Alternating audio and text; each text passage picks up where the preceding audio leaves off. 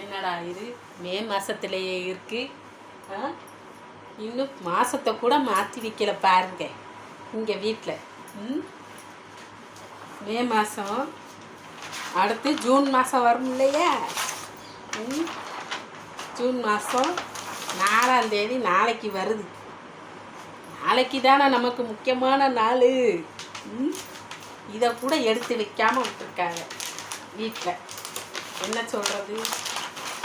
இப்போ இதை சரியா இங்கே பாருங்க, இந்த காலண்டரை சரியாக எடுத்து வச்சுட்டு அடுத்து ஒரு வேலை இருக்குது.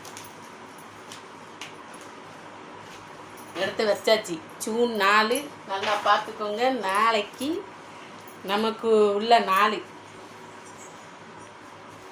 அதுக்கப்புறம் சாக்ஸ் வாங்கியாச்சு, யூனிஃபார்ம் கரெக்டாக இருக்கான்னு பார்த்தாச்சு. வேற என்ன, புக்குக்கெல்லாம் அவங்களையே போட சொல்லியாச்சு. அத்தை ட்ரெஸ்ஸை போட சொல்லியாச்சு. புக்குக்கு இவ்வளோ வேலையும் செய்ய சொல்லியாச்சு. பார்த்துக்கோங்க. ஷூவும் வாங்கியாச்சு, ஷூக்கு ஏற்ற சாக்ஸும் வாங்கியாச்சு. இப்போ என்னென்னா, ஸ்கூலு இன்னும் அவங்களுக்கு லேட்டாக ஓப்பன் பண்ணணுமா? முடியுமா?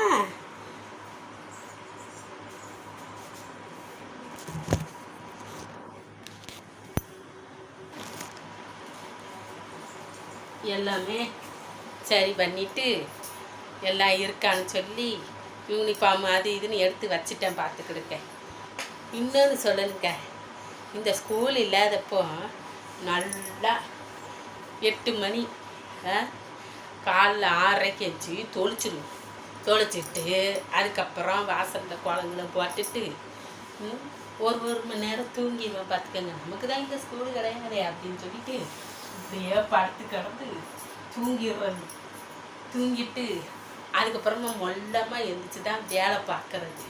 இப்போ அப்படி கிடையாது. நாளைக்கு வாடுன்னு பார்த்தாங்க. ஏப்போ குடிக்கப்போ இங்கேப்போ வா, சடையை பின்னுவோம் பின்னி விட்டு அவங்கள பற்றி உடனே பார்த்துக்கோங்க. இவ்வளோ வேலை இருக்குது. நாளைக்கு ஸ்கூல் இல்லைன்னா ஜாலியாகத்தான் இருக்குது. ஏன் தெரியுமா? நல்லா தூங்கணுமா, ரெஸ்ட் எடுத்தோமா அப்படின்னு இருந்த மாதிரி இருந்துச்சு. பார்த்துக்கோங்க. இப்போ அப்படி கிடையாது. நாளையிலேருந்து நம்ம வேலை தொடக்கம். இவ்வளோ நாள் நல்லா ஆட்டம் போட்டோம்ல நம்மளும் சேர்ந்து. இப்போ தான் தொடக்கம். நாளைக்கு தான் தொடக்கம்.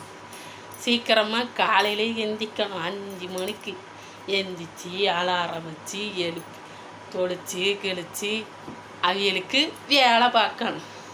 வயசானாலும் சரி, வயசு ஆவலனாலும் சரி, எந்த நிலையிலையுமே அவங்களுக்கு வேலை பார்க்க தான் செய்யணும். பாங்க, எங்கள் நிலைமை அப்படி இருக்குது.